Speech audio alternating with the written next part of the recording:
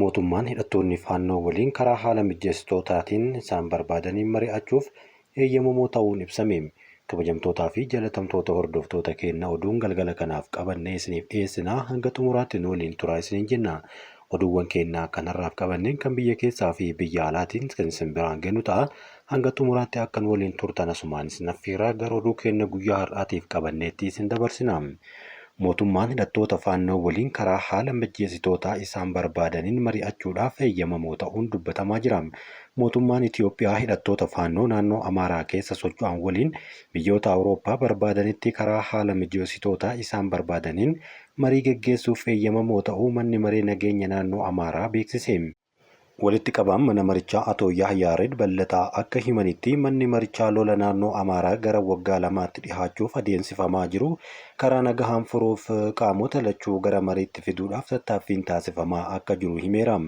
Kanaanis qaamoleen lamaanuu irraa marii fedhii mul'achuu ibsuun mootummaan federaalaa nagahaa fi mariidhaaf haala mijataa uumuuf qophii ta'uu irra deddeebiidhaan ibseera. Gama faannootiinis quunnamtiin taasiseen mariin akka hin jibbine nutti himaniiru jedhan. Wal amantaa dhabuun tattaaffii mariif taasifamu rakkisaa akka taasise eeruun mootummaan wal amantaa dhabuu kanaaf furuudhaaf jecha humnoota faannoo waliin biyyoota Awurooppaa fi haala mijeessitoota barbaadaniin marii geggeessuudhaaf fedhii akka agarsiise dubbatamaara. Kana ilaalchisee hidhattoota faannoo irra caalaan isaanii waliin marii akka taasisan kan himan obbo Yahiyaared hoogganaa faannoo irraa deebii eegaa akka jiranis akeekaniiru. Manni maree nagahaa naannoo Amaaraa lola hidhattoota faannoo naannichaa keessa socho'anii fi mootummaa gidduutti deemaa jiru mariidhaan xumuruuf gahee haala mijeessitootaa taphachuuf walabajjii 18 bara 2016 akka lakkoofsa Itiyoophiyaatti hundeeffame jechuunis yaadachiiseera. Labsii balfa gogaa naannawaa mana jireenyaa hanga meetira 20 argamu qulqulleessuu dirqamsiisuu qophaa'e. Wixinee labsii qabiinsaa fi dhaabamsiisaa balfa gogaa mana maree bakka bu'oota uummataatiin akka raga'uuf dhihaate namoonni dhuunfaa naannoo mana jireenyaa isaanii hanga meetira 20 dhaabbilee ammoo hanga meetira 50tti balfa gogaa jiru akka qulqulleessan itti gaafatamummaa kaa'am. Labsiin kun yoo raga'e oomishtoonni pilaastikii kanneen akka qaruuraa, xaasaa fi qaruuraa bishaanii oomishni isaanii erga faayidaarra oolee booda mala walitti qabuu fi deebi'anii fayyadamuu dandeessisu diriirsuu akka qabanis tumameera. Kana malees labsichi oomisha pilaastikii yeroo tokkoof qofa fayyadaa kan jiru yommuu ta'u, kan yeroo tokkoof faayidaa irra oolu kamiyyuu oomishuu gara biyyaatti galchuu gurguruu fi alatti fayyadamuunis ni dhorkama jedhamee eegama. Kunis kan ibsame koreen dhaabbii dhimmoota bishaanii jallisii naannawa gammoojjii fi misooma naannoo kaleessa bitootessa 26 bara 2025 akka lakkoofsa faranjootaatti wixinee labsii qabiinsaa fi dhabamsiisa balfa gogaa irratti qooda fudhattoota mootummaa fi damee dhuunfaa waliin marii geggeesse irratti kan himamedha. Abbootiin qabeenyaa damicha irratti bobba'an pilaastikii deebisanii fayyadamuudhaan lammiilee hundaaf carraa hojii uumuu fi waggaatti qabeenyi biiliyoonaan lakkaa'amuu socho'aa jiraachuu isaas ibsaniiru. Oomishaaleen pilaastikii yoo sirnaan qabaman qabeenya ta'uu eeruun pilaastika karaa deebi'ee fayyadamuutiin dhabamsiisuudhaan bu'aa fooyya'aan akka argames yaadni ka'eera. Hirmaattonni marii kanaa oomishtoonni pilaastikii ammallee oomishaalee isaanii deebisanii fayyadamuudhaaf mala akka qabanii fi hojiirra oolchaa akka jiran eeruun labsichi raggaasifamuu akka hin qabne mormuu isaanii odeeffannoo mana marichaa irraa argame agarsiiseera. Baankiin daldala Itiyoophiyaa sirna kaffaltii maastar kaardii eegalchiise. Baankiin daldala Itiyoophiyaa dhaabbata kaffaltii idil-addunyaa maastar kaardii waliin ta'uun sirna kaffaltii maastar kaardii eegalchiiseera. Sirni kaffaltii kun sirna kaffaltii dijitaalaa Itiyoophiyaa fooyyessuuf kan gargaaru ta'uu fi bittaa fi gurgurtaa idil-addunyaa raawwachuuf kan dandeessisudha jedhame. Baankii daldala Itiyoophiyaa kanaan dura maastar kaardii waliin damee faayinaansiin tumsaan hojjechaa tureera kan jedhamee fi sirnicha pirezidaantiin baankii daldala Itiyoophiyaa Abbeesaanoo fi Afrikaatti pirezidaantii maastar kaardii Maark Liiliyoot eegalchiisaniiru. Ayyaanni fiichee cambalaalaa ijaarsa seenessa waloo keessatti gahee ol'aanaa qaba jedhame. Tajaajilli kominikeeshinii mootummaa ayyaana jijjiirraa bara haarawaa uummata Sidaamaa fiichee cambalaalaa sababeeffachuudhaan ergaa barreessee ture. Ayyaanichi bitootessa 18 galma aadaa Sidaamaa, bitootessa 19 ammoo sooressaa Dumaaleetti agarsiisa garaagaraatiin akka kabajamu tajaajilichi ibseera. Ayyaanni fiichee cambalaalaa uummata Sidaamaa biratti ayyaana jijjiirraa bara haaraa ittiin labsamu ayyaana guddaa ta'uu eeruun uummaticha biratti bakka guddaa kan qabuu fi dhalootaa dhalootatti darbaa dhufuu yaadachiiseera. Fiichee cambalaalaa keessatti duudhaalee waliin jireenya nageenyaa, jaalalaa fi wal gargaarsaa kan calaqqisiifaman haaloon dhabamsiifamee araarri kan itti bu'u ta'uun ibsame. Ayyaanni Fiichee Cambalaalaa fakkeenya nagahaa, araaraa fi dhiifamaa ta'uu kan kaasan yommuu ta'u, uummanni Sidaamaa uummata dhaham mataa isaa qabuu fi guyyoota, torbaanota akkasumas baatiiwwanii fi waggaa kan lakkaa'u jechuunis ibsameera. Ayyaanichi beekumsa abbootii durii kan agarsiisu akkasumas ogummaa uummatichaa kan mul'isu ta'uu kan eeramee fi ayyaanichi uummataa fi aadaa uummata Sidaamaa beeksisuu irra darbee misoomaa fi guddina turizimii naannichaatiif gahee ol'aanaa taphachuu jalqabeera jedhame.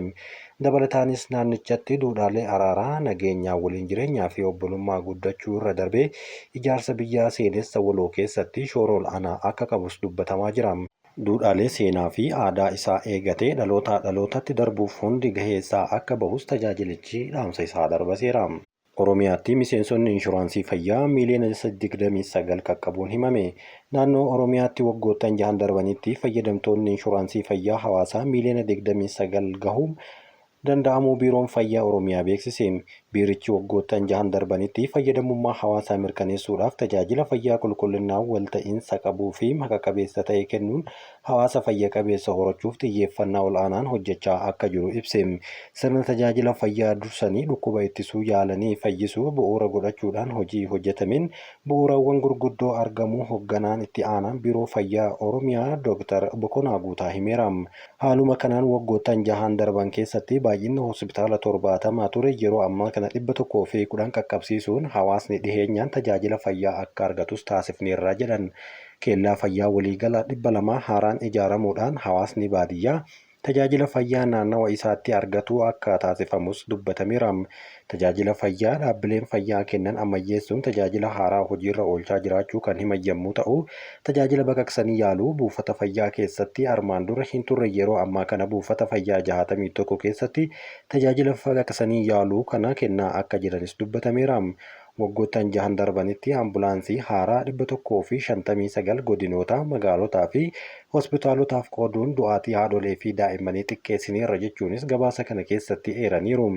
Inshuraansii fayyaa hawaasaa miiliyoona 29 gahuu kan himan yommuu ta'u, waggoottan 6 darbanitti gama seektara fayyaatiin jijjiiramni abdachiisaan jiraachuu kan ibsan Dr. Bokonan ammas gama dhiheessii qorichaa, meeshaalee yaalaa, waliin gahiinsa hospitaala sadarkaa jalqabaa fi uwwisa ogeeyyii fayyaa gosa ogummaa fi baay'inaan waliin gahuu irratti hanqinni jiru furuudhaaf tajaajila fayyaa qulqullina qabu kennuuf xiyyeeffannaa ol'aanaan hojjetamaa jiraachuu dubbataniiru.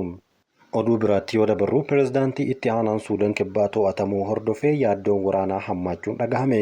Pirezidaantii itti aanaa kan jalqabaa Suudaan Kibbaa Riek Maachar kan yeroo dheeraadhaaf morkataa pirezidaantii Saalvaa Kiir ta'an to'annoo jala oolfamu paartiin isaanii beeksiseera.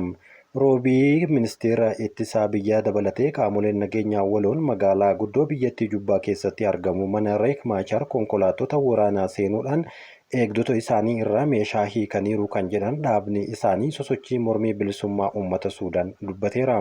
Dura taa'aan koree hariiroo alaa dhaabbatichaa Reet Mooch Taang Dr. Maachar manuma isaaniitti hidhaman kan jedhan yommuu ta'u, jalqaba garuu qaamoleen nageenyaa isa fudhatanii deemaa turan jechuunis kaaheera.